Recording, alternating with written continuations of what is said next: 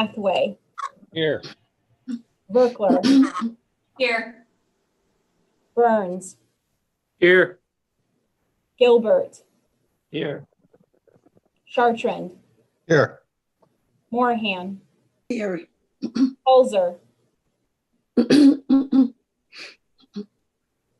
Is Legislator Colzer here? Thought I heard him earlier. He's Yeah. on mute. You're on Here. mute. I'm not now. I'm here. Legislator Osborne, Here. Legislator King, Here. Legislator Dolhoff. Here. Okay. I am now going to ask for nominations for a chairman of the board. Dick Chartrand here. I nominate Larry Dolhoff. Do I have someone to second that motion? I'll second it. Are there any other nominations? If not, I would ask for a motion to close the polls and have the clerk of the board cast one ballot for Chairman Dolhoff. I'll make the motion. Thank you. Do I have a second? I'll second it. Jerry? Okay.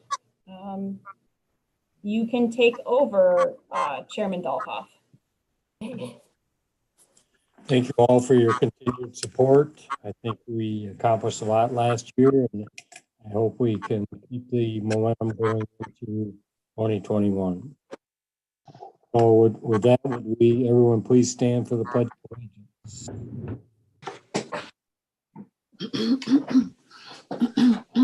I pledge allegiance to the To the flag flag, of the United United States States of America, to the republic to the republic for which it stands, one nation, under under God, indivisible, indivisible, with liberty and justice for all.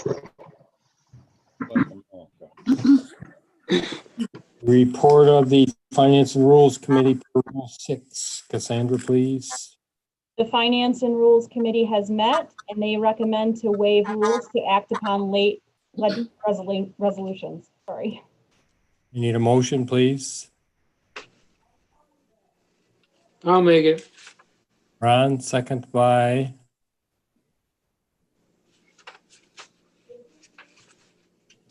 Andrea. You're on mute. Did I see you? I'll second it. Second by Greg. Any discussion? Favor? All in favor? Aye. Anyone opposed? Motion carries. Privilege of the floor. Is there anyone who would like privilege of the floor? Please state your full name and address for the record if there is someone. Mr. Chairman, I would like to read a letter into the record. This is from Roxana Hurlbert of the East Road in Lavo. Members of the board, please accept this letter with attachment, and I ask that it be read into the minutes of your upcoming January 2021 board meeting. As you can see from the attached letter that I sent to the New York State Public Service Commission, Consumer Services, broadband has become a critical problem for families living on the north end of the East Road in the town of Denmark. In the letter, I outlined the situation and asked for their help and suggestions. I have also attached the email they sent back basically telling us they could not intervene. Since it is obvious that we are going to have to help ourselves, I have been talking with Reed Kinderman in Senator Griffo's office, Brian Peck in Assemblyman Blankenbush's office, and Cassandra Buell in Lewis County Planning Office. We are presently forming a local group of neighbors to work together on this dilemma, hoping an organized group will be most effective. Many have already taken the Lewis County broadband survey, and we are urging everyone to do so. We wanted the Lewis County Board of Legislators to know of our efforts, as I am sure there are other groups in the county facing the same problem. If you have any thoughts or suggestions that could be done to expedite broadband to our area, we would be appreciative. Sincerely, Roxana Hurlbert.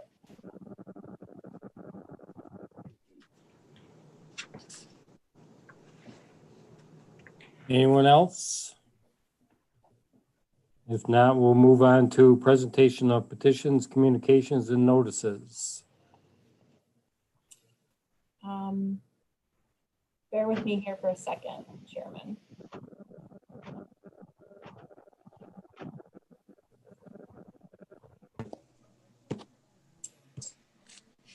A resolution was received from the town of Gregg declaring that enforcement of the uniform building of the town of Gregg shall be provided by the County of Lewis effective January 1st, 2021, and that the enforcement of the zoning laws and subdivision laws of the town of Gregg shall be enforced by its duly appointed zoning enforcement officer. That is all I have to report. Thank you. Reports of county officers and departments. Thank you, Mr. Chairman. Legislators received the December 2020 Treasurer's Report, fourth quarter bed tax report, and December 2020 Highway and Solid Waste Audit Reports. Director of Fire and Emergency Services, Robert McKenzie, has informed of his deputy fire coordinators for 2021. They are Richard Ross, Gary Ashline, Robert Bellinger, Joseph Shue, Jeff Nellenbach, and Ronald Gingrich, as well as EMS deputy coordinators Jennifer Marchion, Mark Tuttle, and David Call. That is the end of the report. Thank you. Reports of standing committees. I will announce the committee chairs and vice chairs. I have not made any changes from last year. They remain the same. General Services, Jerry King is chair, and the vice chair is Ian Gilbert. Health and Human Services will be Andrea Morahan with Dick Chartrand as the vice chair. And Finance and Rules by Tom Osborne, Ron Burns is the vice chair. All the legislators that were on those committees last year, all those appointments remain the same. So reports of standing committees, I'm not sure if anyone has anything, but we'll run through. I know Jerry Kayer is on, and Dick may want to have something to offer with respect to vaccinations and the COVID response. But we'll start with Finance and Rules. Tom, do you have anything for us? Thank you, Mr. Chairman. I have nothing at this time. Any questions for Tom? Thank you, Tom. General Services, Jerry, do you have any? Thank you, Mr. Chairman. As you know, the sheriff was there with us last month and stuff like that. So we've invited him to the committee. I look forward to seeing him at the committee. We'll be able to have discussions and ask questions and hopefully get some answers. So that's all I have, Mr. Chairman. Thank you, Jerry. Any questions for Jerry? If not, we'll move on to Health and Human Services. Andrea, please. Thank you, Mr. Chairman. Just a reminder, we have a late resolution in the packet for tonight. And that's all I have. Thank you. Thank you. Any questions for Andrea? If not, we'll move on to Dick as the board's representative on the hospital board. Okay, thank you, Chairman. The first thing is kind of repetitive because we met in December, but the Employee of the Month for November is a really good news story. It's Whitney Waugh, RN, and she facilitated a very touching meeting between a mother who had COVID and her daughter, and was able to bring a lot of joy and relief to that family. So if you see Whitney and you haven't congratulated her yet, please do so. We had a report from the Health Systems Corporate Compliance Attorney, Mr. David Hoffman. He reported on the challenges of the health systems facing in 2020 directly related to COVID. He noted there's 86 orders relating to hospitals and long-term care organizations.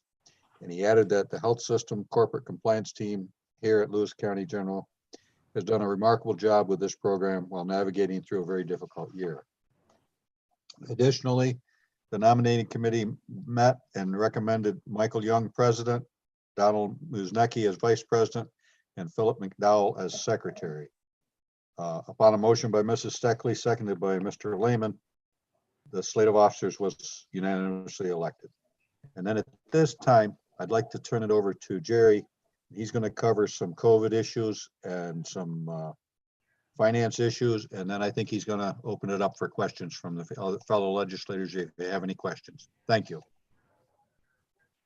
Okay, thank you, everyone, and good evening. I'll address the finance report to the Board of Managers. There are a lot of moving parts, but on a year-to-date basis, November, we are reporting over $1 million loss. And that sort of came up on us quickly, so I thought I should address that with you and then follow up with any questions. On a year-to-date basis, we've seen a reduction, unexpected reduction of IGT of $4.1 million. So if the IGT had arrived as planned, we actually would have a year-to-date gain of $3 million, or just shy of $3 million. So we took an IGT hit. Second, November volumes and activity was down. It actually mirrored what was happening the first 3 months of the pandemic. And up until the last couple of weeks, that was the experience. But over these last couple of weeks, or probably 3 weeks, we've been seeing the surge of activity post-Thanksgiving, and now we're into Christmas surge. We've also had some unusual expenses over the course of the year. The PPE has just been phenomenal, and it continues. Nothing there has changed, and we've seen significant price increases for the PPE products. In fact, routinely I'm providing information to Haney's as our conduit to the Department of Health to let them know what's really happening out on the market. And it is fair to say now that we're experiencing price gouging. We also have seen a significant increase in the cost of reagents for the analyzers, and that activity cuts across COVID. It's all reagents for all tests. We've also seen a sharp increase in pharmaceuticals. You might have heard of a drug called remdesivir that is used frequently here. And when we place orders for remdesivir, we are into the tens of thousands of dollars per order. When we built last year's budget, remdesivir was not on anyone's list. And then lastly, COVID testing continues to be a significant cost at the nursing home. We are testing all residents every week and all staff twice a week. We are spending right now about $49,000 a week for COVID testing. So my explanations around the expenses, the changes in activity, and the significant decrease in IGT is not a way to rationalize, but it's a way to put the operating loss year-to-date November in some sort of context. Before I go on to any of the other items, do you have any questions with regards to the finances? I have a question for you, Jerry. Yes, why did the IGT money, why was it that much shorter? There were two factors. What happens, many of the adjustments happen or true ups occur years later. And so for a number of years in that period, 2014 through 2017, significant IGT payments received by the institution. At the same time, the institution was receiving some VAP money, and I forget what VAP stands for, but it's a source of income or exception funding to the organization through state government. And it's really to help shore up the financial operations of rural hospitals. Okay. might remember, I think it was 2 years ago, there was a true up that occurred, and the county was on the county side was on the hook for, I think it was like a couple of $1 million. I forget the amount. But they had only trued up to a certain point. And so that true up continued into this year. And part of that true up was this recognition that we were over for IGT because we received VAP money. And this had been going on for years. So that was trued up this year. So that's one. And then two, on the nursing home side, there was just a reduction in IGT money from state government. And the way the IGT program works, for every dollar the state government puts in, which is a pass through from federal government, then the county submits $1. So the state side reduced their amount because there was a reduction at the federal level. Thus, there was a corresponding decrease at the county side. Now, that corresponding decrease impacted the hospital system, but actually was a positive for the county because you were expecting that expense. So if we think of us as a county enterprise, then, that there was, that was fine. But we didn't see the flow through of committed federal money to us. So that's, does that make sense, Greg? Yes, it does. Thank you very much.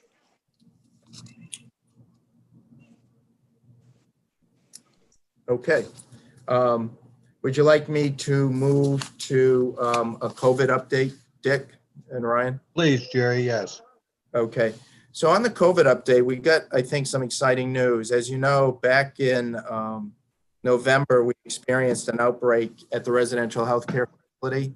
And I'm pleased today to share that 2 more individuals have recovered. And the team there has just done a fantastic job. We, as I sit here with you this evening, have only 1 positive COVID resident at the nursing home. So that's just an incredibly exciting development. And, I really want to publicly acknowledge the administrative team, the nursing team, the CNAs, environmental services and facilities, and infection prevention. They just did an outstanding job working together, communicating with the families, and it's very gratifying. Now, we're not out of the woods yet. COVID is rampant in our community, and we just have to be real careful. We have some staff who are out in quarantine and some who are out in isolation, and we report that daily. So, we're still in the middle of all of this.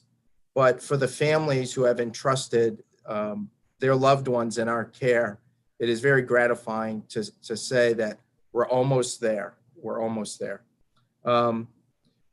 So that part is going well. We continue to do a lot of testing, and every single day we are testing positives. I do an update, and I have that here right in front of me, and I can tell you what it was for today.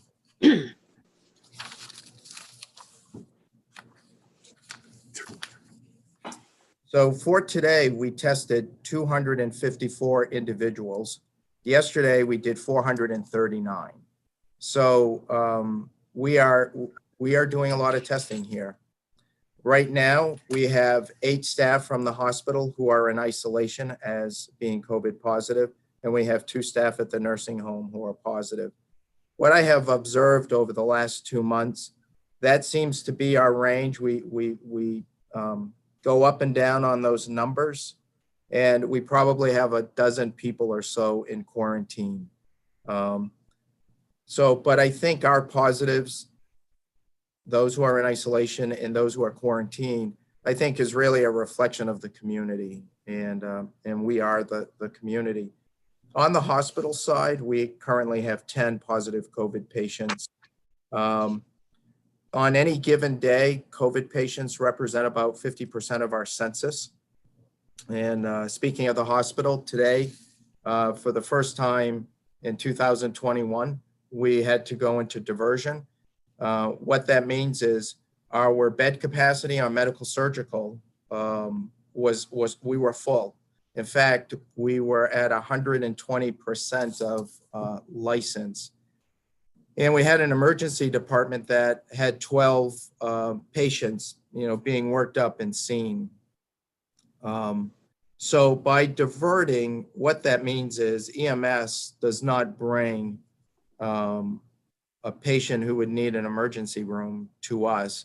And in this case, we had pre-called Carthage and they had capacity. And through the course of the diversion, which went from 10:30 this morning until 3:40 this afternoon, we only diverted one ambulance. So that's good news. Our bottleneck was we had a sudden increase in occupancy overnight. When I left here yesterday, we had 24 individuals in the house. When I arrived this morning, we had 30. And we had a full emergency room, but we also had up to 10 individuals scheduled to be discharged today. So if the surge in activity had occurred a little later in the day with the normal ebb and flow of discharging, we would not have had to divert activity. But in the age of COVID, that's just something you can't gamble. At 120% of census, you're starting to stress the resources. We have a staffing model that is built on 115% census.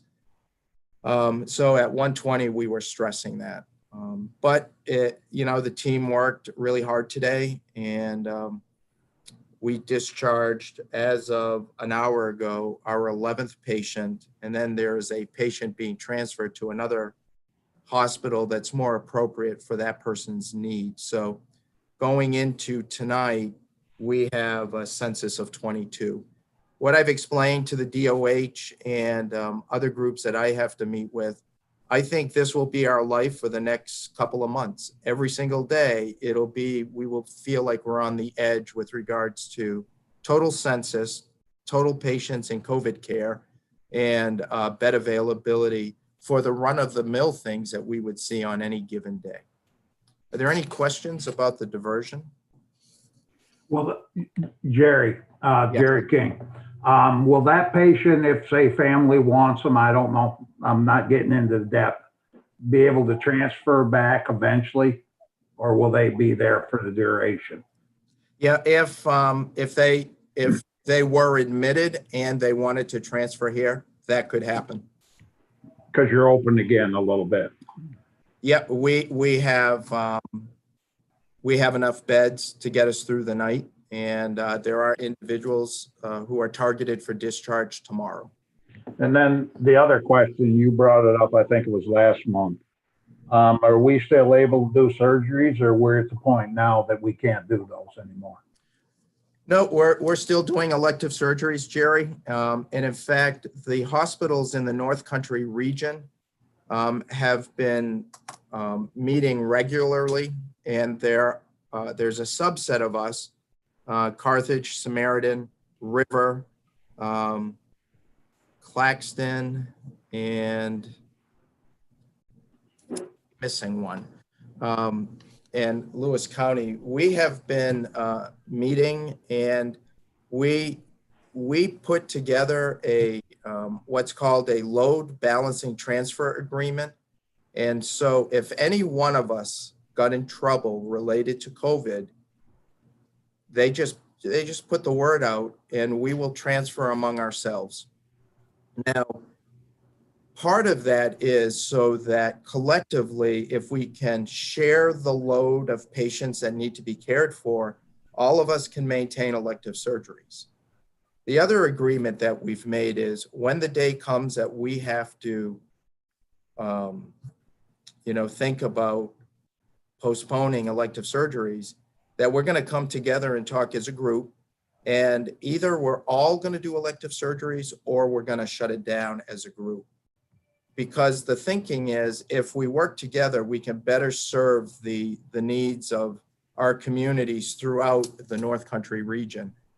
So it's really an incredible and positive development, the way the hospitals have come together in our region. Oh, yes, there's a little bit of competitive juice, right? That's just normal in our society.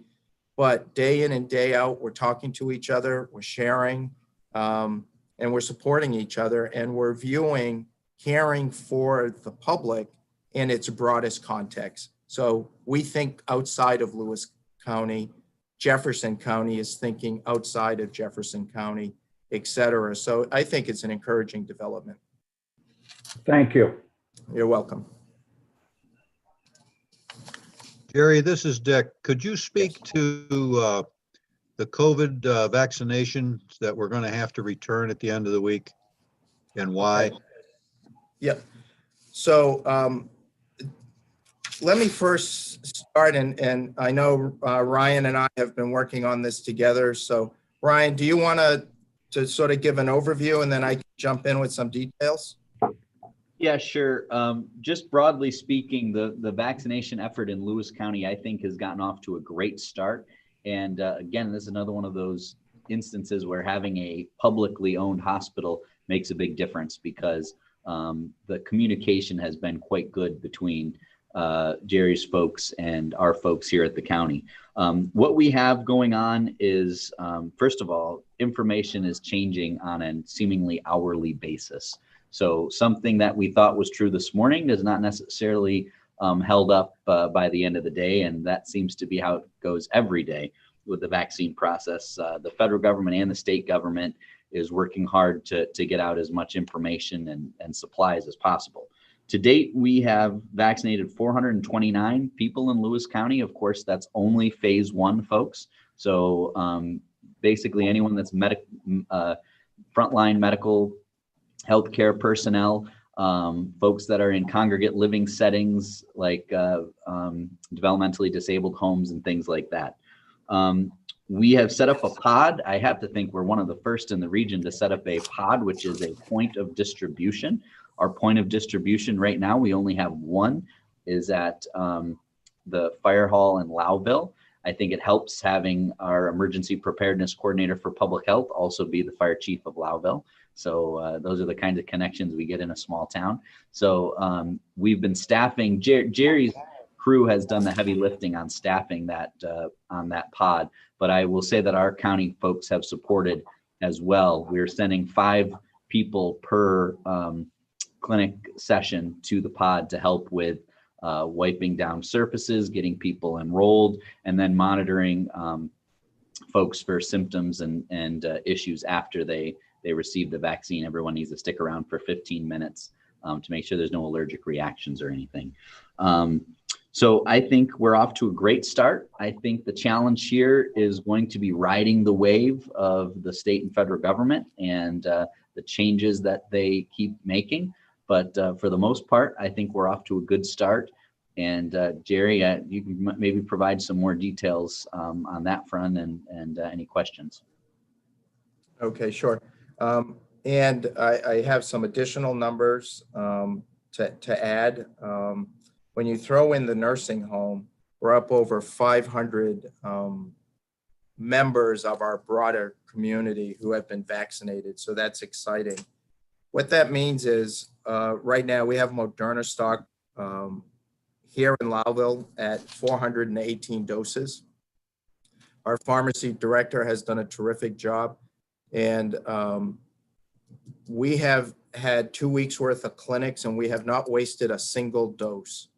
And I can't tell you how hard that is. You open the vial, you have certain number of hours for those vaccines to be administered. And the vials sometimes have 10 doses and sometimes they have 11 doses. So, you know, there's this little list that we create to make sure every dose gets used.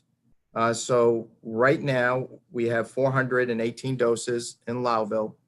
And we also have 180 doses at Samaritan. They're the Pfizer product, and that's the product that requires the deep freeze. And we don't have that kind of equipment here. So we are routinely engaging with Samaritan on that inventory. So we are going to be moving into phase 2 here in the not too distant future. In a couple of weeks, we'll have to start initiating the second shot of the series of 2. And so we'll begin there. We have clinic tomorrow and we have clinic on Thursday. I expect we're going to vaccinate somewhere between 120 and 140 individuals. If we could exceed that, that would be great. Obviously, we want to get the 418 doses in inventory as low as possible.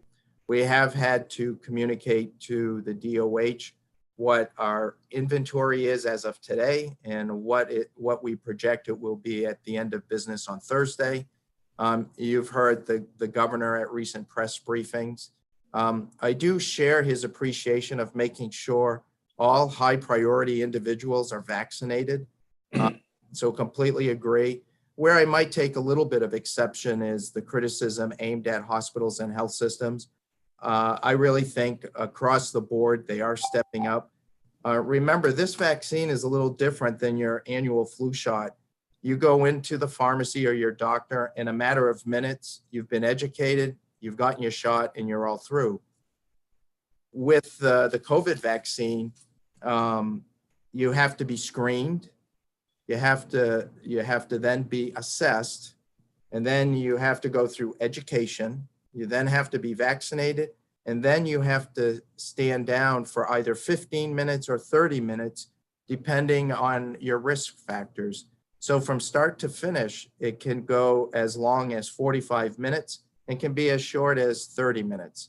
And as a society, there's still much to learn about the vaccine. So the education piece is very important.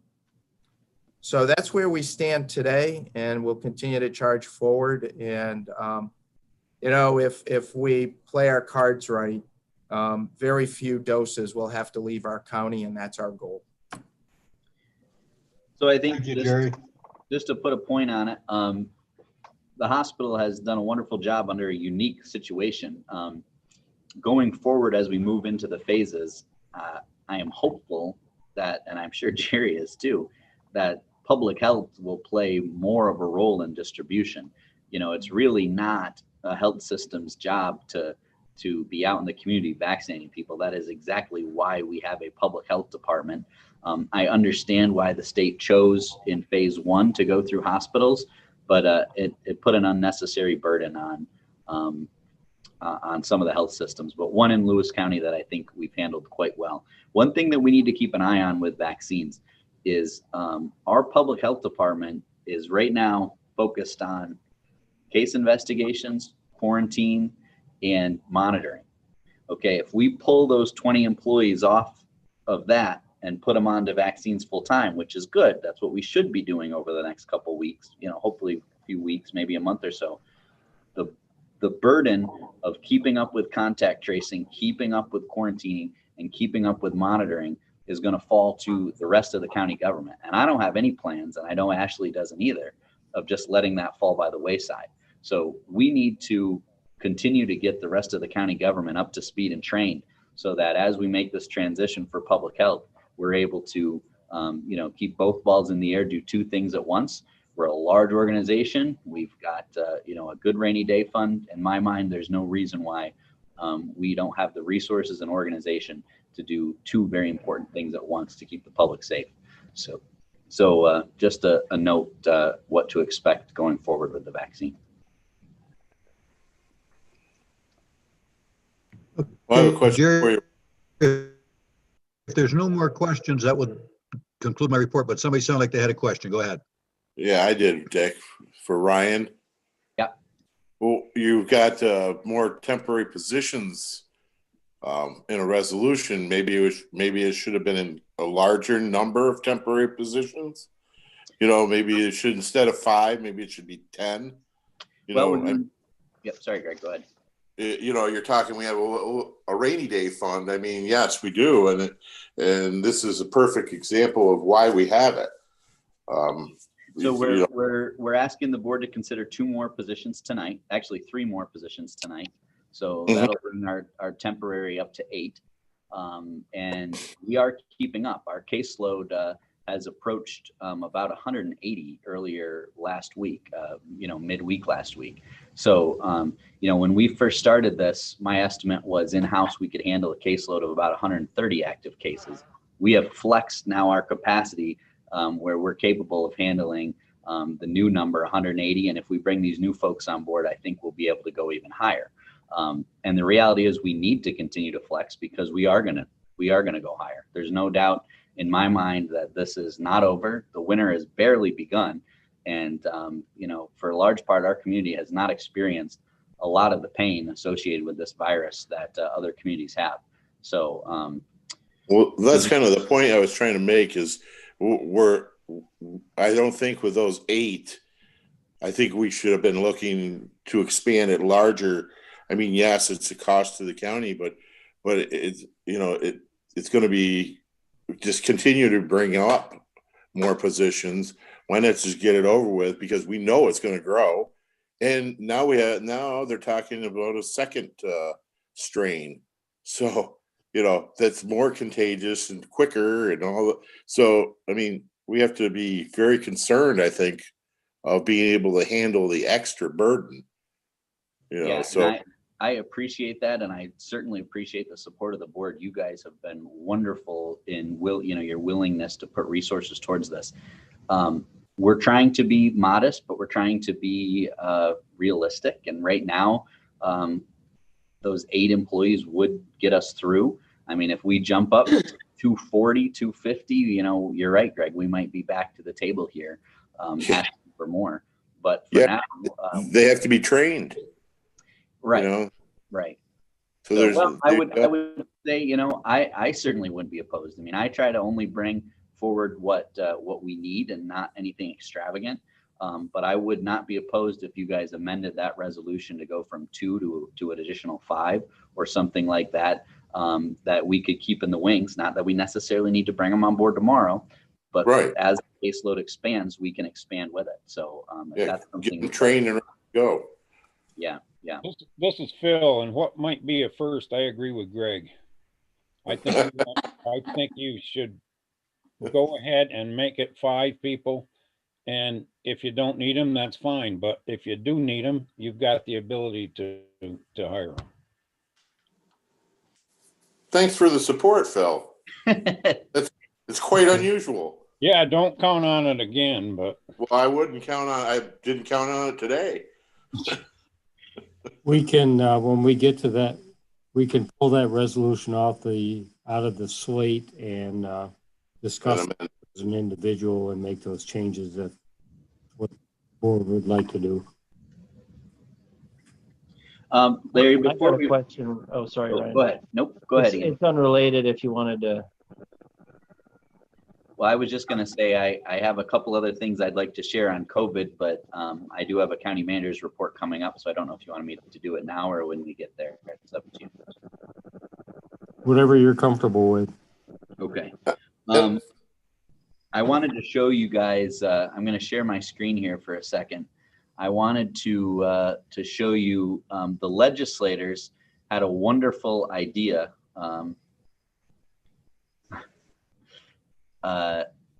Of creating some community videos, and we were able to engage with some folks to make some videos last week, right before the holidays, 2 weeks ago, and we came out with 6 interviews that we did throughout the community, and we've turned those into 30-second clips, which are going to be commercials aired on WWNY.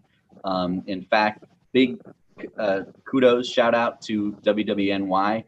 Channel 7, they matched our commercial our ad buy dollar for dollar.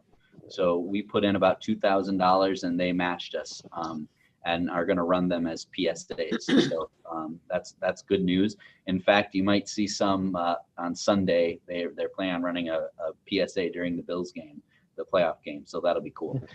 So there's the 30-second ads. There's the 120-second, which is what this is, a 2-minute which is designed to be shared on social media. And then we're going to have the full interviews kind of edited, but they'll be, 10 minutes, 12 minutes long that we'll put up on YouTube. So we've got a whole plan of releasing these. We don't want to throw them all out there at once, but Here's one that came out yesterday that that has gotten a great reception so far. And again, the credit for this really goes to the legislators. This was your idea. You gave us the names, you know, and I can't say enough about this project. I think it turned out really well. So if you guys can all see this, I'll play this video for you. Community is a lot of things. It's obviously, in definition, a collection of people, but I feel like our community is special because it's small and we are able to work towards a common vision. Because we are a community, and I think we're a really great community, we have a responsibility to make sure that we take care of each and every member. And our youngest members, those are the ones that are going to be building the tomorrows. And it's important for us to remember that we have a responsibility to protect them. We have a responsibility to show them the right way to do things. We have a responsibility to teach them what character looks like. And in this instance, it looks like wearing your mask to respect the person next to you enough to not want to give them a hardship they don't have to endure simply because, you know, you can just choose to put a face covering on, and that's all you really need to do. But our kids watch everything that we do. And I know that because my own children, they point out adults that they see in public that are not wearing masks, and they ask me, Mommy, why is that person not wearing a mask? And we have to have conversations about how it is our responsibility as a citizen of this community, of this country, to make sure that we are watching out for our neighbors. And if we teach our children those things, then I think we have the opportunity to make the world a better place. And I know that COVID has been a hardship for so many. It's been really hard to adapt to some of these new responsibilities that we've been tasked with. But I think people need to look at it as their opportunity to show kids what the right thing is and to raise a generation of people that are caring and respectful and responsible. Changes are hard and changes are scary and not always positive, but we have to find the positive in those changes. My name is Erin Monnet. I'm the middle school guidance counselor at Beaver River Central School.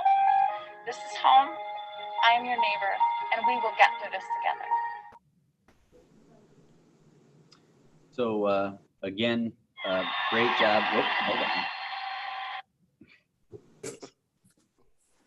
Great job to the legislators, great idea. And I think hearing from community members rather than from us, the government, is going to make a big difference. So we have 6 of these videos. They'll be rolling out on the Public Health Facebook page, and you'll see some commercials on Channel 7 as well. So anyhow, that's my COVID update. I have a couple other things about the state budget, but we can get to that later. Ryan, this is Jerry. The only thing was, to me, it sounds like the music's drowning out the voice on a lot of it. And I don't know whether it's my hearing or how the other legislators heard it. The audio might not be coming across very well through the screen share mechanism, but the Channel 7 has a very specific mixing levels that you have to meet. So when you hear it on television, the video and the audio will be at an appropriate level. So they had to set the mixers to an appropriate level. So hopefully if you consume it, not through Zoom, but on YouTube or on TV, it'll sound a lot better. Thank you. Yep. I just want you to know several of the people in my area have given positive thoughts when they see them on the television. They think they're great. Yeah, I think they turned out wonderful. I'm very proud. Mm-hmm. Ryan, is Jerry still on care? Yeah. I just have one more. I have a question that he can answer. Jerry? Yes. When you're doing the COVID testing you're doing it still at Maple Ridge, could you actually do a vaccination clinic over there at the same time if the person if they have COVID, if they get a vaccination, does that affect them anyway? But I mean, it's almost like they're driving in, might as well, I can get a vaccination shot if I go inside here in this building. Would that work, or is that too much to do at once? No, I think it's not safe to do at this point. Depending on what your risk factors are, you have to be monitored after being given the vaccine. Mhm. And you actually are watched by clinical staff, in our case, nurses.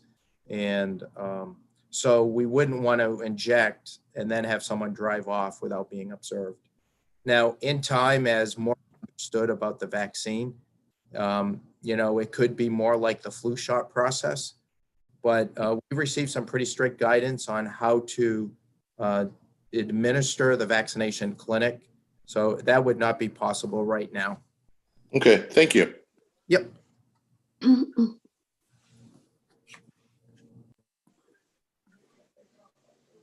Ryan or Jerry?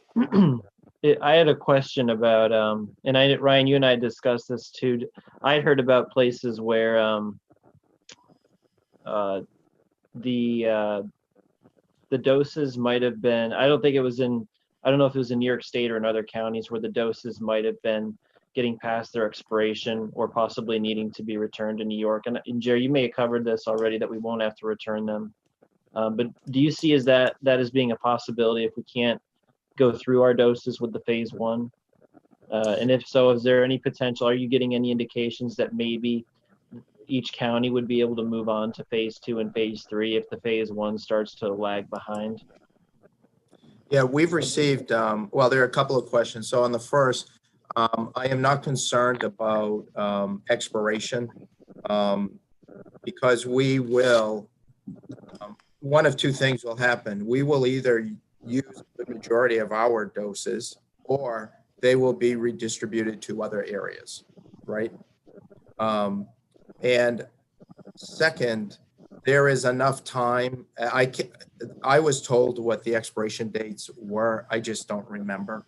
But it did not concern me because I felt that it was a wide enough window. And the second dose vaccines are coming as their own unique shipment.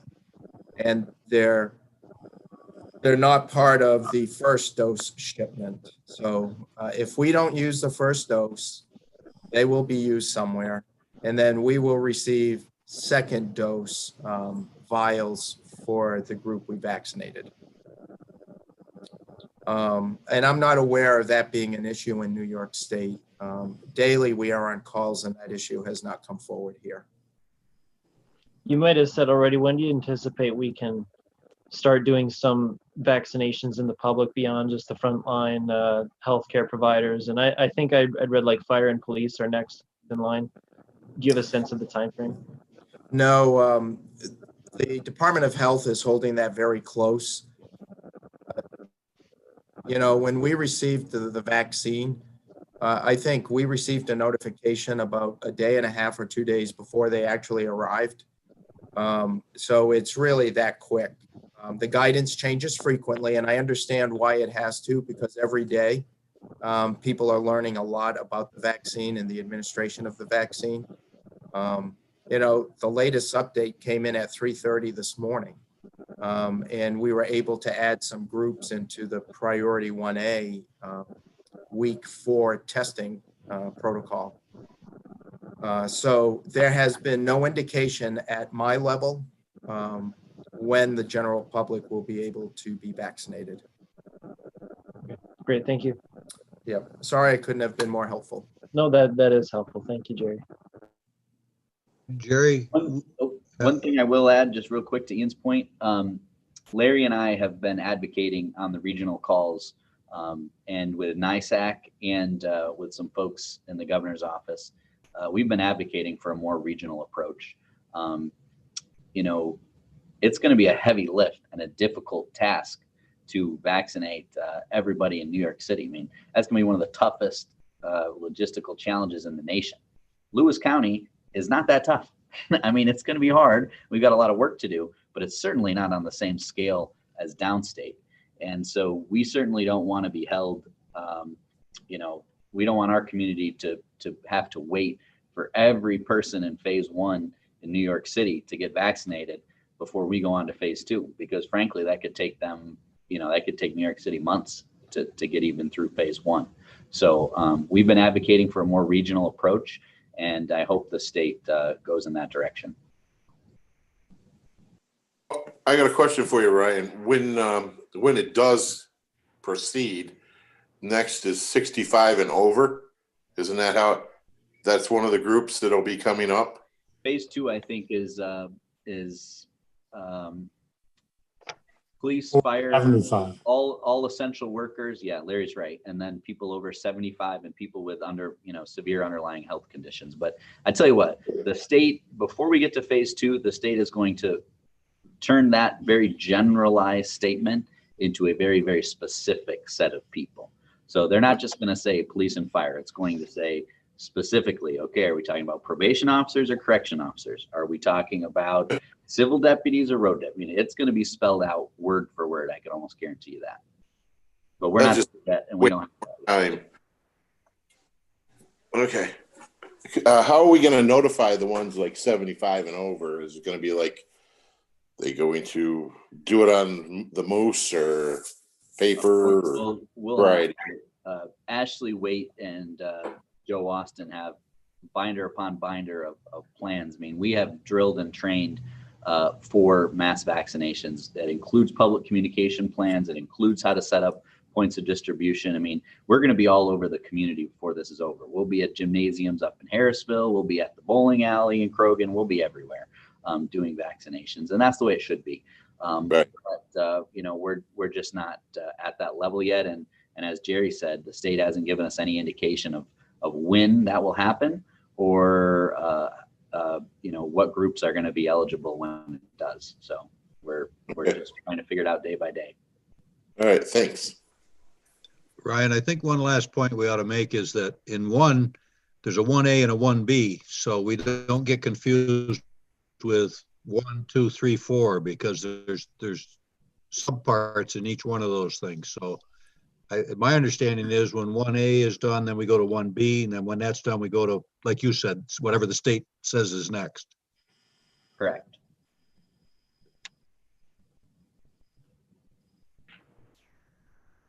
So is 1A and B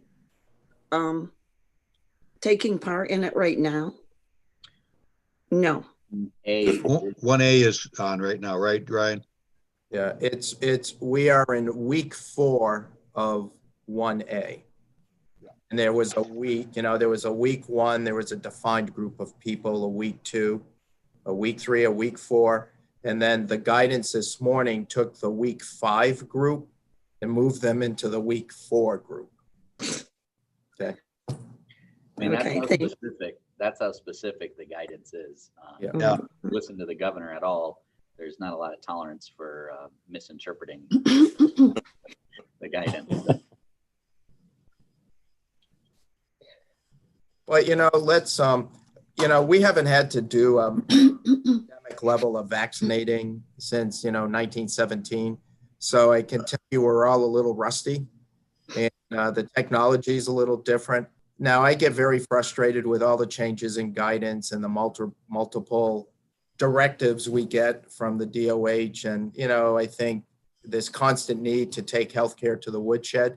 But at the end of the day, I think this has been a very complicated virus, and I think we have to respect that many of our neighbors are skeptical.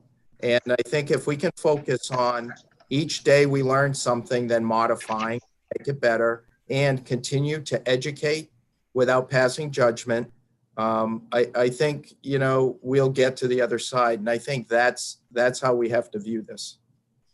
Maybe we can bring on Legislator Hathaway as an advisor to remind us what it was like in 1917, Jerry. Oh. That was a slam. Happy New Year to you, Phil. I have stories about that actually, but I won't share them now. But my father's mother did pass away in that pandemic, and my mother had quite a situation in that as well. But I wasn't there yet. Okay, so are we good with that? Or we can move on to the county manager report. Real quick, the state legislature goes back into session on Wednesday. They do have what's called a supermajority. That means the Democrats have enough votes to override the governor's veto. So you can expect between the gigantic $15 billion budget deficit over the next 2 years and the supermajority, you can expect a lot of legislation is going to be pushed through the state legislature this year. We have to be on our toes. In addition to everything else that the county is doing right now with COVID, we have to remain strong and connected, especially with NISAC, because as we saw last year, before, remember, if you could put yourselves, 1 year ago in the past, we were fighting like heck for keep the cap and fighting for the state budget to not attack the county's cap on contributions to Medicaid. So those types of things are hugely important that are going to impact us in the long run. And so I would encourage all of you as legislators to keep track of what's going on in Albany this session and be ready to advocate, because there could be some really bad legislation coming down the pipe for New York counties as they look to close the budget gap. Another thing to look forward to, to watch is the very likely legalization or attempt. They're going to make a very strong attempt at the decriminalization of marijuana. So that's something that in a normal year, if we weren't dealing with COVID, would be something that we, have a big community engagement effort on and be watching very closely. So we're going to have to watch what's going on in Albany and watch the state budget really closely, because they're going to look for every way they can to close that budget gap. And if they have to throw counties or, nobody likes to throw schools or colleges under the bus. So it's real easy to throw counties under the bus with programs like Medicaid, FMAP caps and things like that the public at large doesn't really understand. So we've got to be on our toes and pay attention. But other than that concludes my report. Thanks. Any questions for Ryan? If not, we can move on to the treasurer's report. Eric, please. Yes, thank you. I provided a written report and then a couple of charts of information earlier. I don't really have anything to add to that. If anybody has any questions, but I would, Phil had asked me a question by email. I would address that initially regarding the tax auction proceeds. I commented that there was net revenue of $134,998. We had budgeted for this year $110,000, so we exceeded the budget by approximately $25,000. And I would also note in the last two previous years, we had $121,000 and $108,000. So a higher amount this year. I don't have a lot of experience to comment on that, but definitely seems interesting. I think the online auction was probably part of that. Other than that, any questions, I'll be happy to answer. I'm kind of curious about the solar. Maybe Phil, you might remember this because you were into the numbers that we've saved $149,000 so far from the first quarter. Well, I guess goes back to 2018. Phil, do you remember what the projections were that we were supposed to save on an annual basis for that solar project? I have that on a spreadsheet, believe it or not, Larry. But I don't have that in front of me, but I know it was more, it's more than, we were projecting more than what? I thought it was around 200,000 a year, wasn't it? Yeah. Yeah. Mr. Chairman, I think it was, if I remember correctly, it might have been about 180,000. As I recall, but Phil, I'm sure can get us those spreadsheets, and we'll be happy to distribute them as he always likes to do. I will do that post haste.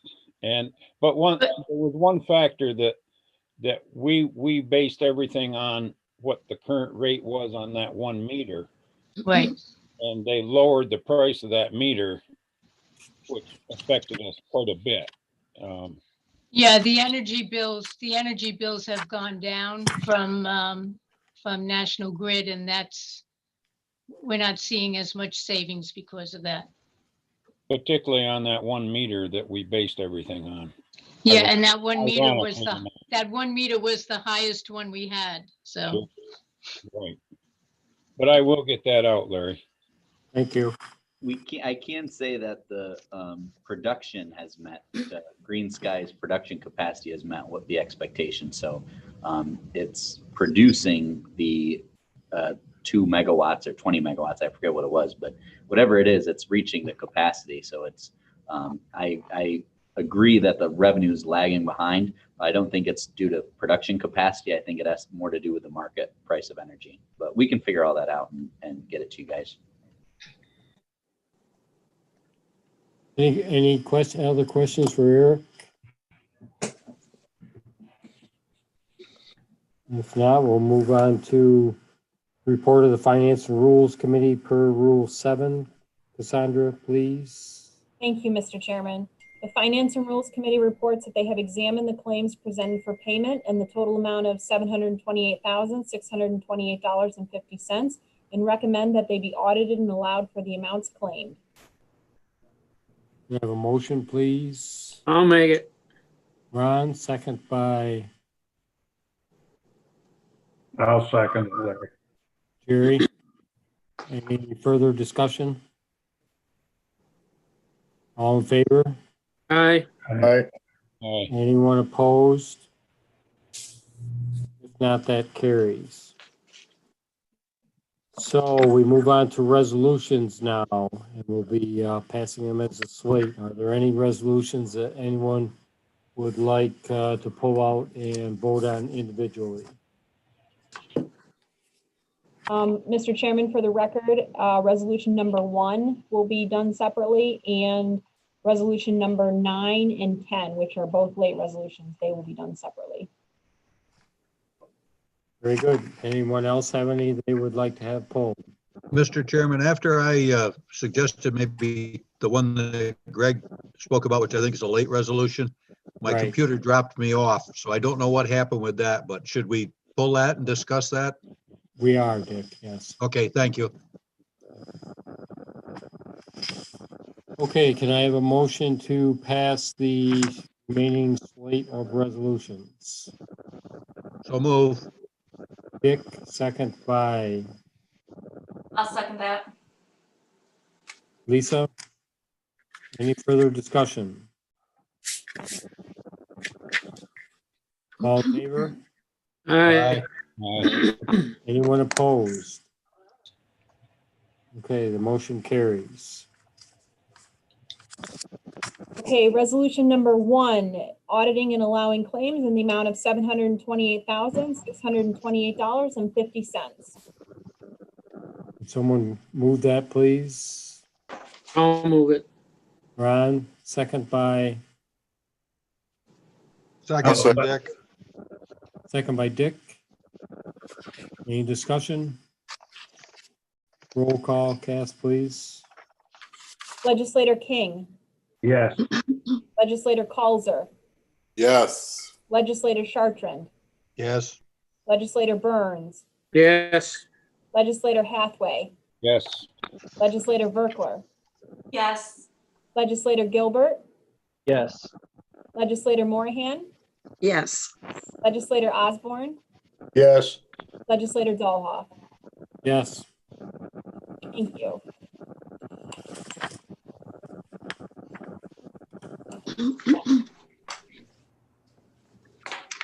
The next resolution is number 9, resolution with reference to Vice Chairman of Lewis County Board of Legislators. Moved by I'll move that. Tom, second. I'll Second by Phil. Any discussion? All in favor? Aye. Aye.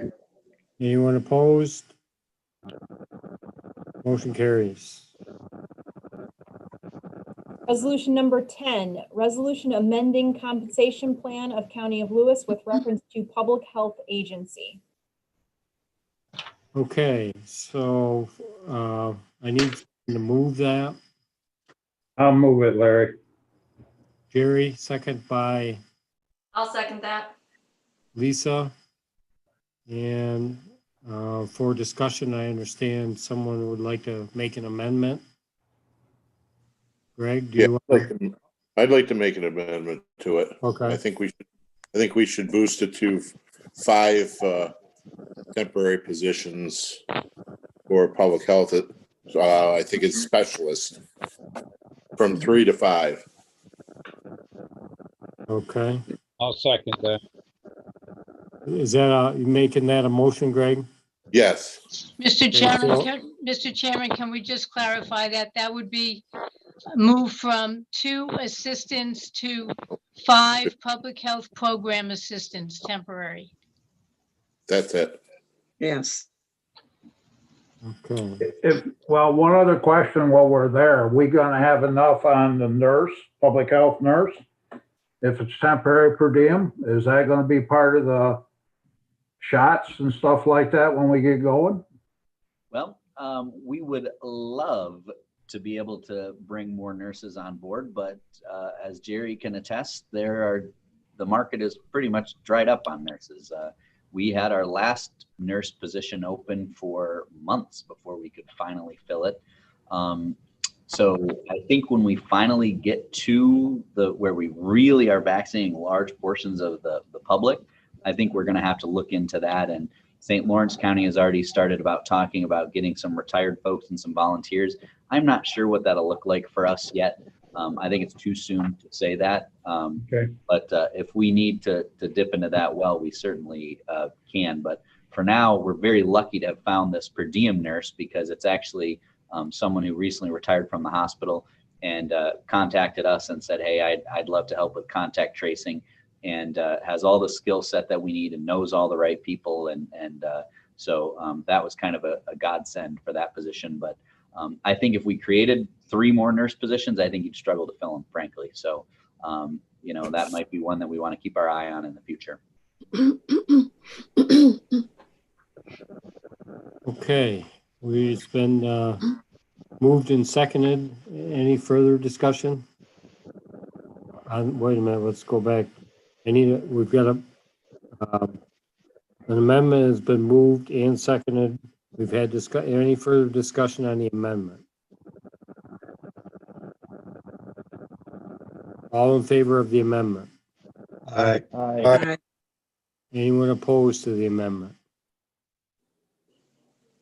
Motion carries, or the amendment carries. So now, where do we go from here? We need another motion or not? Cassandra, do you know? I don't think we need another motion. We made the amendment and it carried, Okay. so I think we're all set. So the amended motion has been moved and seconded. Any further discussion? All in favor? Aye. Aye. Anyone opposed?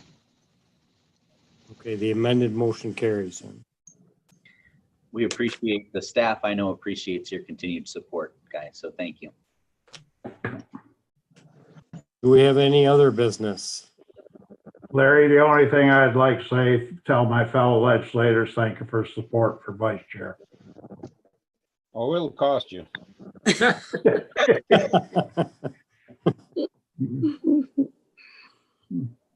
No other business? Joan, we don't need a executive session? No, we're all set, Mr. Chairman. Okay. Motion to Motion to adjourn?